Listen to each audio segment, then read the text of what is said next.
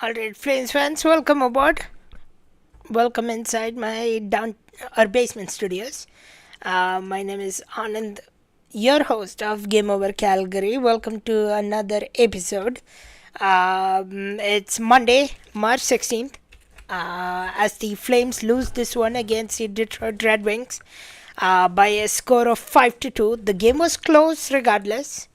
But the second period maybe took a turn for the Flames, where the Red Wings almost scored three unanswered and then had a tough time coming back against the Detroit Red Wings. So the Flames lose this one. They go 1-4-0 in this road trip, a 5-game Eastern road trip that started them in Washington to take on the Capitals and ended with the Detroit Red Wings here tonight. We'll talk about the game, we'll talk about the road trip, we'll talk about what's coming next for the Flames, and a whole much more live tonight. If you're just joining us, welcome aboard. The YouTube chat is wide and open. I hope to see regulars popping in here tonight. If you have any new friends and if you want to invite anyone, feel free to do so. Whether it's Matsy, KQ, Mr. Watts, whoever is going to join us, even Conrad, if you're joining us this evening, welcome aboard. Thanks for tuning in. Thanks for listening in as well. So the Flames started on a great note. They had high jumps, high energy to start the game on Amazon Prime. Of course, if you didn't watch this game, we'll go through a game scoring summary as well, because this was a solely broadcasted Amazon Prime game that the Flames couldn't capitalize at all tonight. So the Flames opened the scoring though. It was Morgan Frost assisted by Matvey Gridin and Mac Coronato. Mac Coronato, who snaps his 9-game point streak, or 9-game point drought. He was really snake bitten throughout the season so far, or this late half into the season. And great pass from Matvey Gridin gives the Flames the opening that they needed on this road trip. That great pass from Matvey Gridin and assisted by Matvey Gridin, and a great tip by Morgan Frost makes it 1-0. KK Singh, Gridin is our Matthew Schaefer. Yeah, sure, great LA passing, great LA IQ with the puck, and Morgan Frost, great tip on that, and then Gridin had a few great flashes throughout the game as well. Gridin doesn't have as many as points or goals as Matthew Schaefer, but it's coming always. Yeah, we'll see in that front. Lil also bringing up a great point, which I'll talk about in a few moments. But keeping Brzustewicz and Parekh, I wanted that all-time long. I know fans wanted that all-time long, and unfortunately, it came at the expense of Jan Kuznetsov sitting out tonight because of a upper body injury day to day. Hopefully he's alright and maybe he'll come back. Set Hanley and Pahal out. I hope that's going to be the memo going forward, at least in the 6-game homestand coming up. Do Brzustewicz and Parekh as much as you can in the homestand. And then if you need to alter your plans again in the road trip coming up after the 6-game homestand, you can do so. But at the moment, like Lil says, like everyone says, keep Brzustewicz and Parekh together because they both looked great tonight as well. Shortly after, the Flames would come out of the period 1-0. Great energetic period. Just a 1 goal though. And then the Red Wings would turn on their own heat. They would fly and they would make their wings fly. It was Patrick Kane who gets on a breakaway, assisted by DeBrincat, who once again had a beautiful night. I believe 3 assists for DeBrincat. Everyone thought that was going to be an icing call, but nobody called it icing. So Patrick Kane had freedom. DeBrincat, great pass. And the Wings tied it at 1-1. Shortly after, Emmett Finney scores a goal. They try to mimic the Morgan Frost goal, like the pass from Mudway Graydon, but it was Raymond who gave the pass and the secondary assist to Johansson. Emmett Finney tucks it in back of the net, and it became 2-1 Wings. Shortly after that, not even 1 minute later, Wings would score again. Patrick Kane would score his second. Luckily, he didn't score his hat trick tonight, but Patrick Kane, assisted by Comfer and Debrincat, another quick entry, another backdoor play, and it becomes 3-1 Wings all of a sudden. Okay, I thought by now the game would get out of hand. It is done for the Flames because that rapid pace was from the Red Wings. But Mac Coronato would change things, and man, I feel for Mac Coronato. I've been talking about Mac Coronato all along. He couldn't buy a goal, and tonight he gets a lucky bounce. What he needed. Hopefully that boosts his confidence. As long as you get a Mudwig Graydon point, a Mac Coronato point, and maybe a Zane Parekh point, and one of our goalies look good, and we lose, I'm totally fine, and that's what we saw tonight. So not totally outmatched, but definitely we saw the weaknesses between the Flames and the Red Wings tonight. So Mac Coronato would get a lucky bounce, and no assist on that. It would trickle past John Gibson for a 3-2 Red Wings lead, but Flames would make it 3-2. And then in the second period, a power play goal by Morris Sider, assisted by Comfer and Debrincat once again on a power play goal. That one water snipe from Moritz, and there was a screen in front of Dustin Wolf. Dustin Wolf didn't see any, and like I said, Wolf cannot be blamed on any of the goals. They all were almost all A grade chances, either a breakaway or a quick entry or a snipe, which Wolf couldn't see, so can't blame in any. And 4-2. And then finally, towards the end, Dominic Shine. No assist on that one. It's an empty net goal. Tough break for Morgan Frost in that one. And it's 5-2. Yeah, KQ saying, but we are always in it 100%. The effort is there. They still play like they are in it each game. They play like they are in a playoff, and that's, I think, the culture. If you look at a team for Vancouver, for example, they lose, but the Flames definitely give their try. But the lack of talent shows as well into the Flames, so they couldn't get it done tonight by a score of 5-2. But a great close game as well tonight. Great road game as well to finish it off. Lel also saying either sit up Olofsson or move into the fourth line. Useless tonight. Yeah, I don't know. We might see more line changes coming. I don't think ever till the end of the season.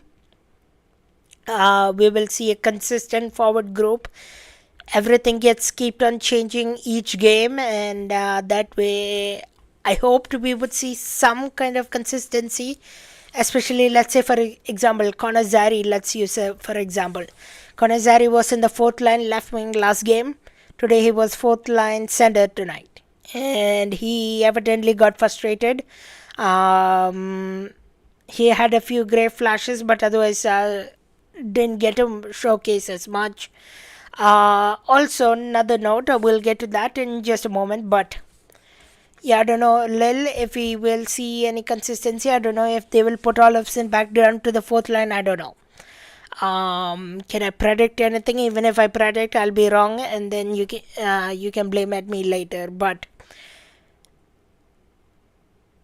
I don't think you can get consistency with the Flames team, at least right now, with the way they're losing. You might have to put at least one win together for Ryan Husker to keep the lines as it is. So expect to see line blunders each time. I would keep the Frost Grid and Coronato together. Move Zary up in the lineup. See, that's the thing. That's the only line I could see staying. Frost Grid and Coronato. Moving moving Zari up the line. I don't see it happening in front of Haska, to be honest, because I know Zari hasn't been the player we want him to be. Like he has shied away from scoring and having those points. But he hasn't had much to showcase as well. He's in the fourth line, doesn't get enough minutes, so you don't see him getting to showcase his talents as well. So yeah, you and I hope we can see Zari up in the lineup, but will it happen in the near future? No idea. That's how. Let's take the look at the lines quickly. Let's see if I can think about something we can do. So tonight they went with Coleman, Backlund, Farabee. I would keep that. Coleman and Backlund has great chemistry. Graden, Frost, Coronato. Sure, we'll keep that. Sharangovich, Strom, and Olofsson. Maybe you can put Sharangovich, Strom, and Zari together. Try that for a game. And then bring in maybe Lomberg, Pospisil, and Olofsson for the fourth line, maybe. And then you have Beecher sit out, and then you will. Yeah, I could see that. So yeah, maybe that's a good idea. So Coleman, Backlund, Farabee, Graden, Frost, and Coronato, Sharangovich, Strom, and Zari, and then Lomberg, Pospisil,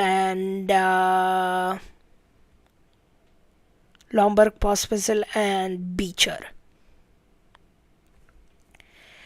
Tokai number 1, welcome aboard. Thanks for joining in. What would your line be with McKenna? I don't want to speculate anything right now, especially if it's going to be Ryan Haska down the road.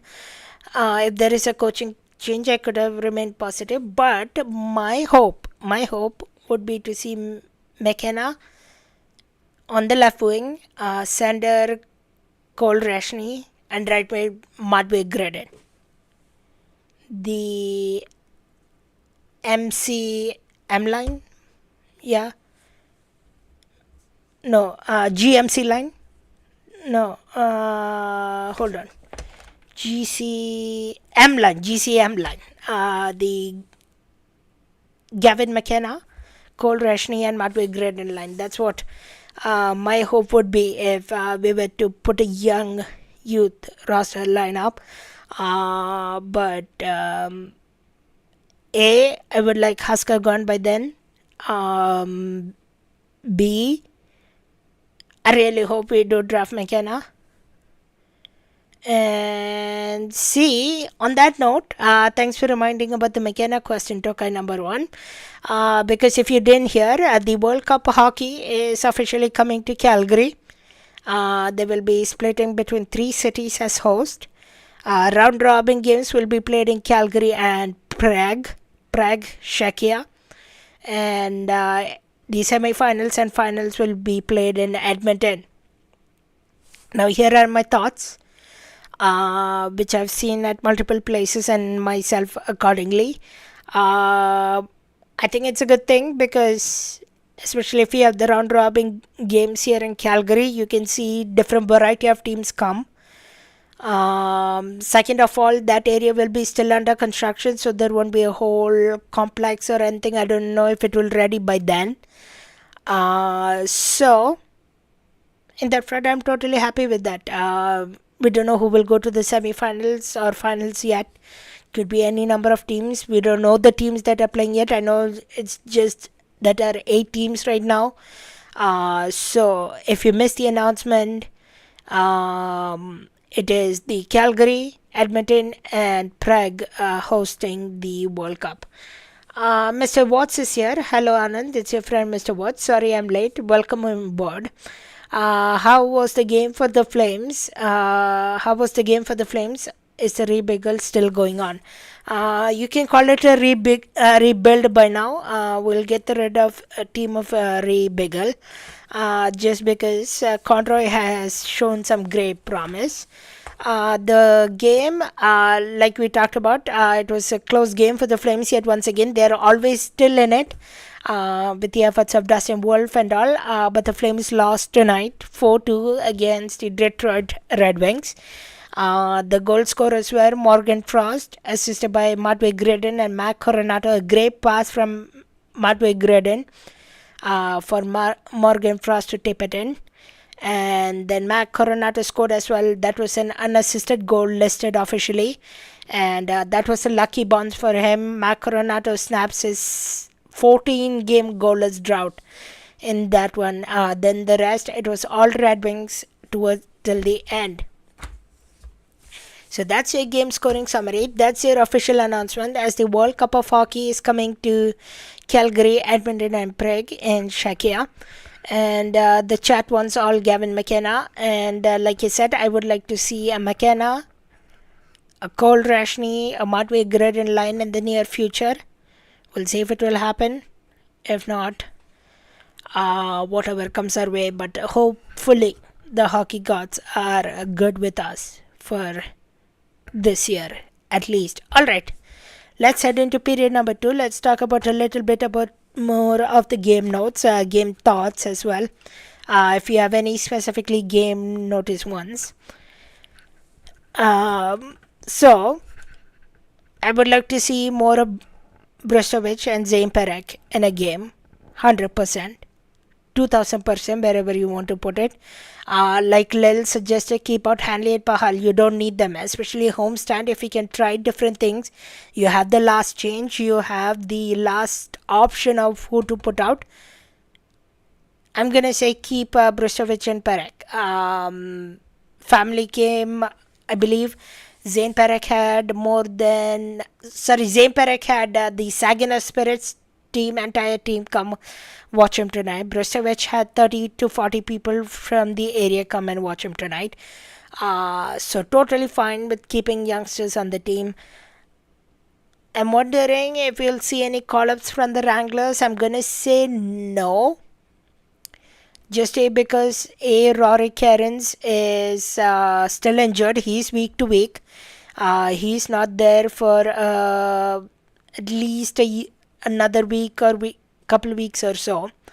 William Stromgren, maybe you can see him.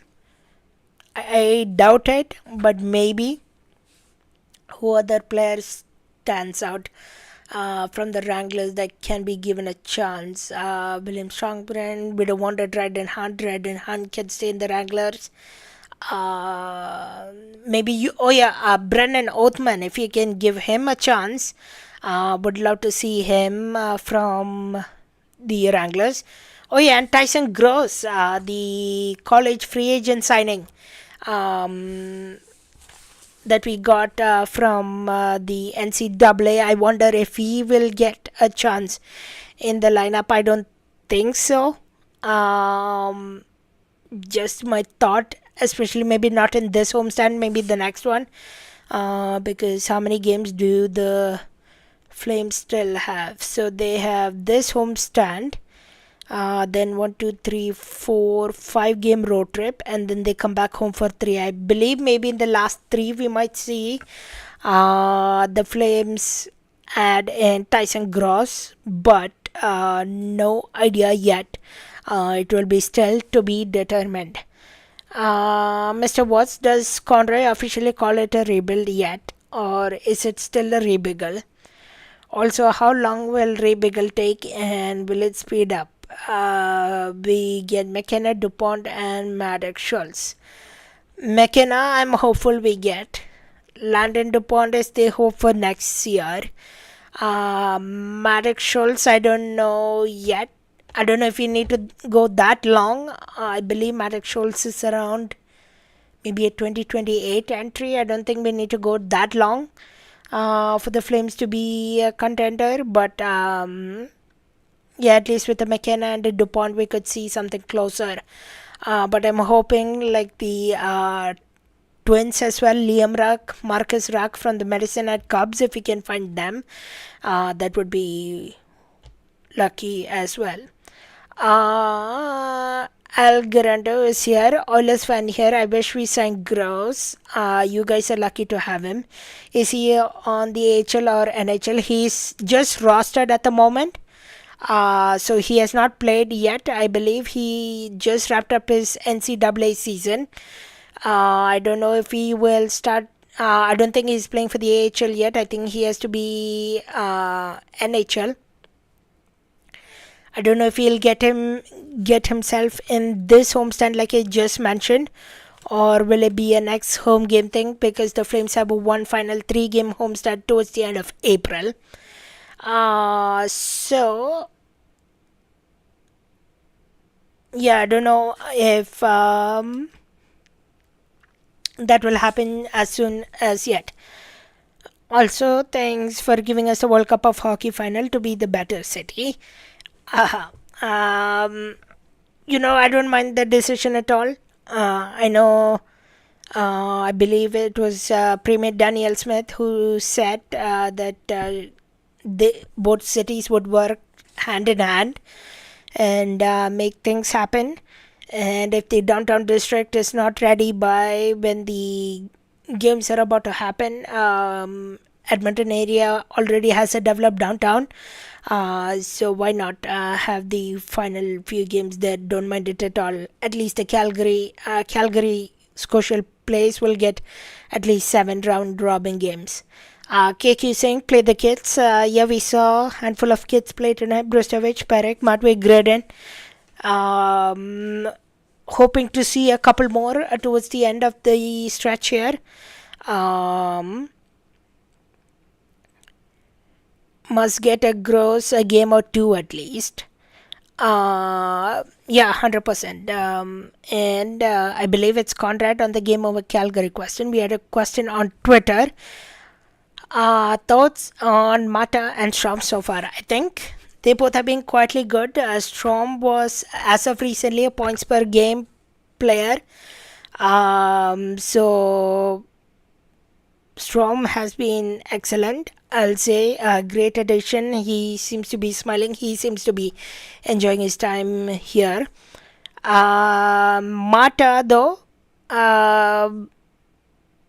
Mata has been a bit of inconsistency. I know he had a great start, but struggled here a bit as of late.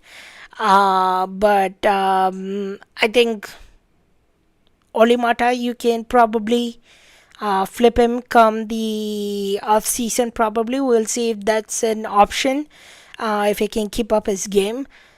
Strom, I would like to see if there is maybe a potential way to keep him. Just he's not gonna hurt you from the performance, but again, if you can get something more for him, if there is an offer, why not do it? So both, I think, can be flipped, both can be traded away. But yeah, Mata and Strom have had a decent start. Strom, I would give him the higher person that I've liked so far. Hopefully that whoever had that question, appreciate it. Conrad, thanks for keeping an eye on the social media front. How can I ask a question on Twitter? Yeah, you can always try to get Twitter, or you can use Blue Sky. You can use Blue Sky.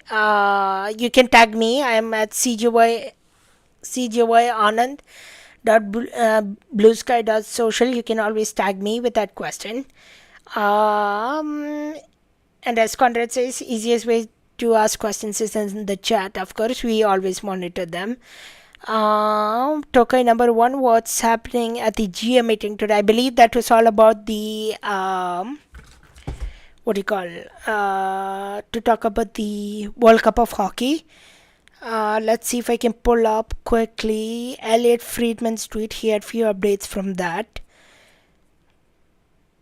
It was all about the World Cup of Hockey. So World Cup of Hockey round robin play will be in Parekh and Calgary.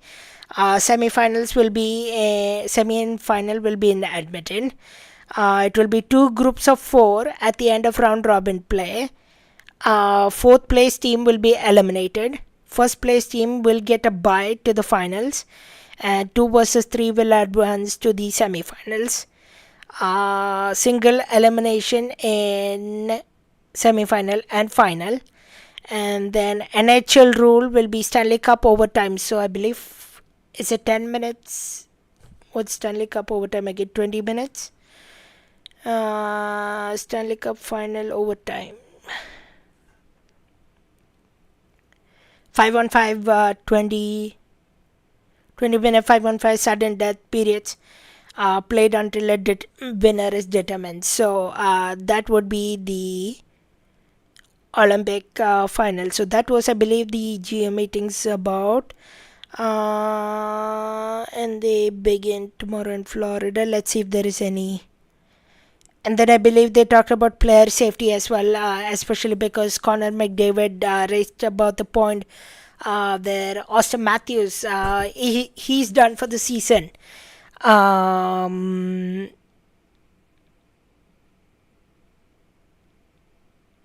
Austin Matthews is done for the season because of the grade 3 MCL tear. So McDavid pointed out how they should look at more at player safety. So that should be the few points coming from the GM meeting. Mr. Watson, when do you think Don Maloney will retire?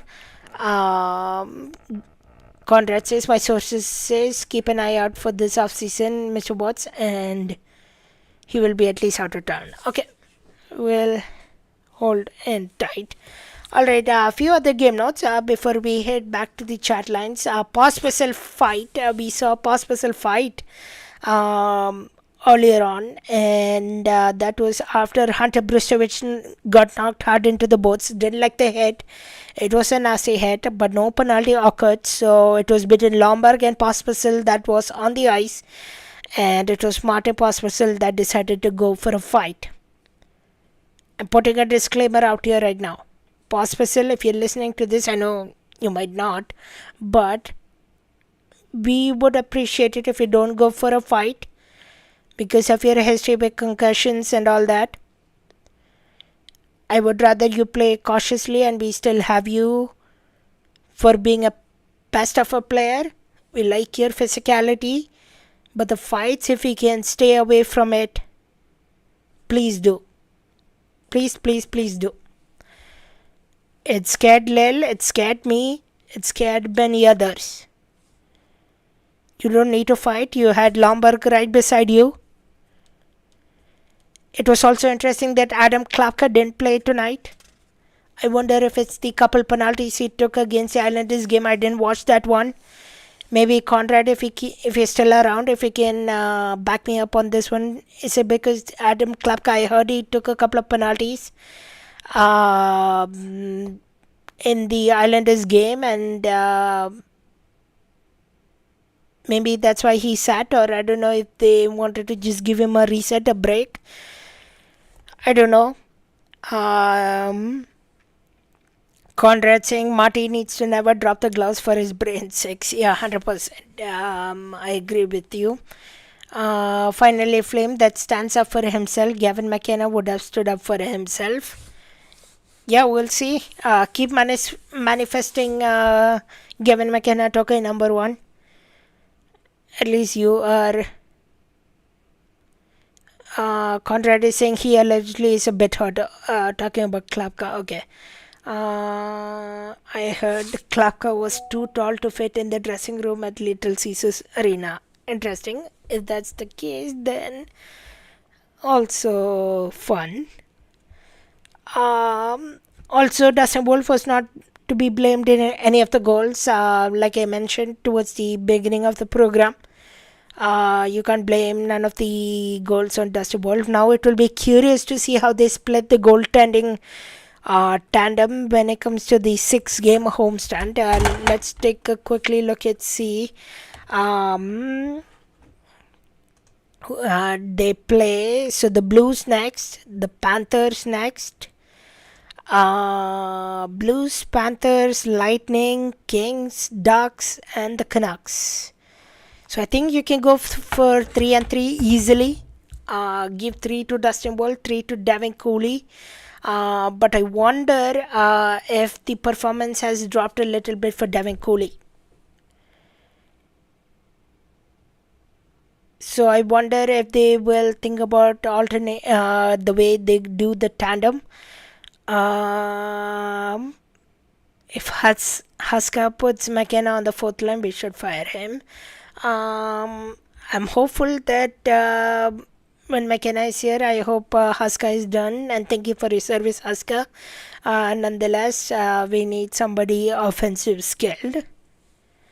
And like I said, I wonder if they will differently tackle the goaltending tandem. Because Devin Coley had a bit of hard time, especially in the game against the New York Islanders, I believe. That's the one he got pulled, and then Dustin Wolf came in and played a solid effort. Dustin Wolf was solid tonight. So I wonder. All right. Final stop. Let's take a look at the standings. The Flames remain at 31st with this loss. There is no way we can catch the Vancouver Canucks. They are at 48 points. We are at 59. We could have gone up to 61. That would have put a solid little closer to more than 10-15 points on ahead of Vancouver Canucks, but I don't think we are getting to that point as of yet. Let's do a quick math. 59 minus 48, 11 points. Could have been up to 13 almost. But we'll stay close in that territory. 31st in the NHL. This is how we went through the road trip. It was a 7-3 loss against the Washington Capitals. 4-0 loss against the New York Rangers. It was a back-to-back. 5-4 win against the New Jersey Devils. That one, Markstrom struggled, of course. And then 3-2 loss against the New York Islanders. Came back as a comeback almost in the third period. Blake Coleman and Michael Backlund. I heard about that one. And then this one lost against the Detroit Red Wings by a score of 5-2. So the Flames go 1-4-0 in this road trip. Okay, he should be fired for putting for Zary on the fourth line. 100% agreed. Don't like that at all. We'll see if anything changes coming up in the homestand. Maloney needs to get out of Greg's business. Who's the new coach Conrad keeps teasing about?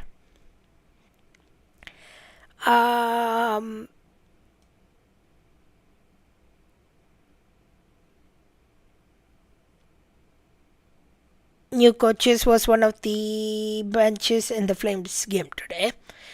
We'll find out. I've heard a second rumor regarding that, so I believe Conrad might be on the right track, but we'll see about that. Al Garando asking any update on Huberdeau. Huberdeau just recently finished his hip resurfacing surgery. He has started his recovery, his progress. He started working out.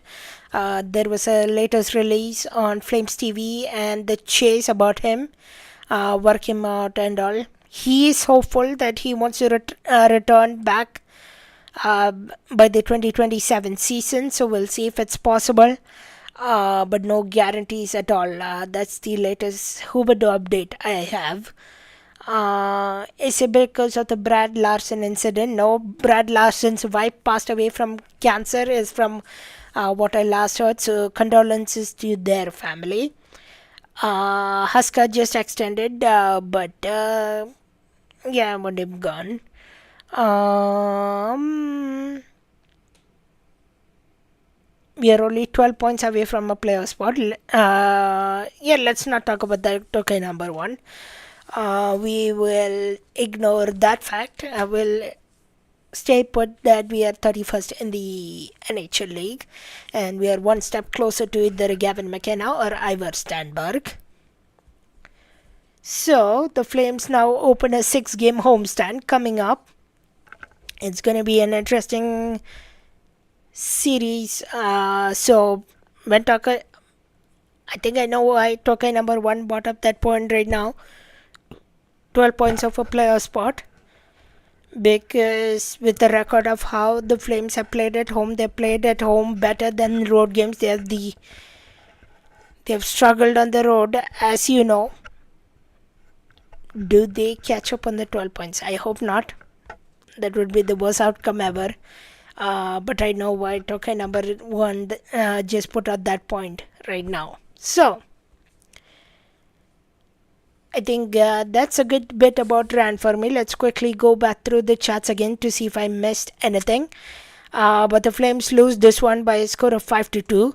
A few good points to talk about. Brzustewicz and Parekh were in a game together for the first time this season tonight. That is good to see. Martin, pause whistle for the God's sake. Please don't fight again. Dustin Wolf cannot be blamed for any of the goals that happened. I wonder if they will somehow change the sequences of the tandem. And last but not the least, a 6-game homestand is coming up for the Flames. Man, I forgot. Ovense is out for the season. Yeah, Ovense is out for the season. It's Arseny Sergeyev and Ivan Prospetov that's handling the Wranglers end now, and they are also unlikely to make the playoffs as well, as they lost yesterday as well against the Manitoba Moose by a score of 4-2. So tough land in Wranglers, tough land for the Calgary Flames. The only team that we have some promise is the Calgary Headmen. Go check them out. They have clinched the playoffs, and I believe their opponent will be Brandon Baking. So if you're a Calgary area fan living, go check them out. Alright, let's see. Graydon is our Matthew Schaefer. Keep Brzustewicz and Parekh in the lineup together going forward. I hope that's the case. I hope it doesn't come in the expense of someone. Sid Olofsson, yeah, he hasn't striked well as much as Mata and Strom has. Coleman and Backlund and Farabee line, they'll keep together. I want to see that. Grid and Froscore to stay together as well. McKenna or bust. What else? Marty never needs to drop the gloves, according to Conrad. We talked about needing a potential new coach, which we all would like, especially how the season has gone. Come on, my YouTube just crashed. I'm just trying to load the chat. Okay, there we go, back at it. What if we pick number 3 and Gavin McKenna and Ivar Stenberg is gone? Do we pick the best player available, which is Verhoff, or a pick? I would say Malhotra. And then if he's not available either, choose the best player who are available as well. Who is our goalie prospect in the Russian League? Isn't he good? Kirill Zarobin.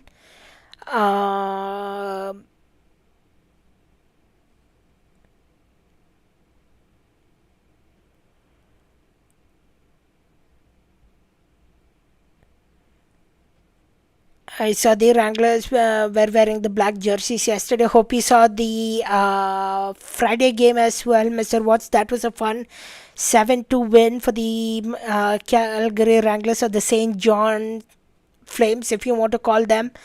Really cool jerseys. And hopefully one of the...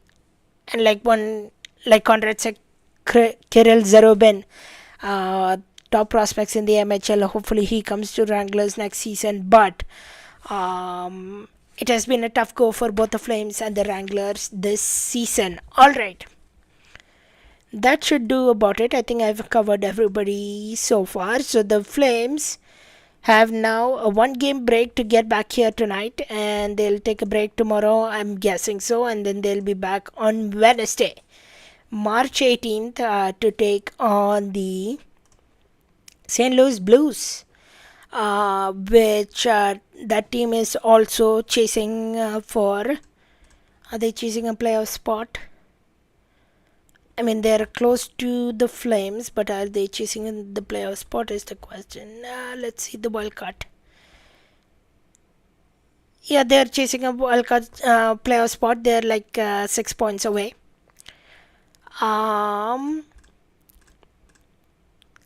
Also, what I wanted to mention is, I believe, Conrad, you will be back for the next show against the Blues, and then you might see us back in duo again on Friday against the Florida Panthers. Tank battle is what Conrad says. Excited for that one. Are we going to miss the blast if the rumors we have seen and their jerseys retired? You know, I've heard many people talk about there is a dark history of Blasty. I don't know what that dark history is about. So I don't know if I will not miss it. I will miss it because that was one of the fun jerseys I've seen. But at the same time, if it involves a dark history with the Flames, I could say I haven't missed it at all. I won't miss it at all. But I'm excited to see what new jersey is coming up. I'm sure there is another jersey in the works, so we'll see which is the one. Do you guys watch the Cavalry? I've been to one game this summer. I want to go to a couple more. Soccer is always fun. Soccer was my childhood sport, so I catch soccer whenever I can. I also do lacrosse. I do cricket, all sorts of stuff. Mainly lacrosse for broadcasting, but fan is cricket and soccer. So, Mr. Watson, nice Conrad. I used to be a fan, but boycotted them when they refused to play the CONCACAF playoff game. Atco Field is Spruce Meadows, by the way. Yep. And Conrad saying out of their control. Blame CONCACAF on that. Alright. I think that should do about it. Thanks to Conrad. Thanks to Mr. Watts. Thanks to Tokai number 1. Thanks to KQ. Thanks to Al Garando. Thanks to Tokai number 1. Who else? Thanks to Lil as well for hanging out tonight. A busy chat, a busy one to get through. But the Flames fall this one by a score of 5-2. Couple goals from Kane, but a goal from Morgan Frost and Matt Coronato couldn't get it done. The Flames go 1-4-0 in this road trip. And World Cup hockey is coming to Calgary as well in a couple of years' time. That will do it on behalf of me. Conrad will be back on Wednesday as the Flames take on the St. Louis Blues, and then we should be back on Friday together because the Florida Panthers are in town as well. That should be an exciting one. Have yourself a great rest of your new week. Have yourself a great rest of your...